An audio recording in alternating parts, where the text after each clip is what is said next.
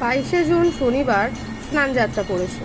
সেই দিন ওখানকার মন্দির থেকে জানানো হয়েছে যে মায়ের গর্ভগৃহে ঢোকার জন্য সাধারণ মানুষেরও প্রবেশের অনুমতি রয়েছে।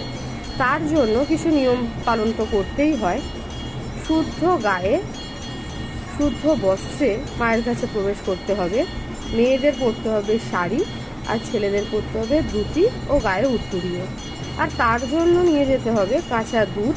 দুধের সাথে কিছু মিশিয়ে নিয়ে যাওয়া চলবে না, যেহেতু মায়ের সেফটির একটা বিষয় রয়েছে।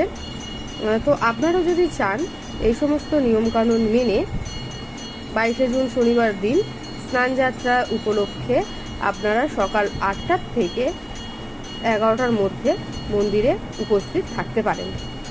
আশা করছি ভিডিওটা সবার উপকারে আসবে। জয় মা শ্যামসুন্দরী মায়ের জয়।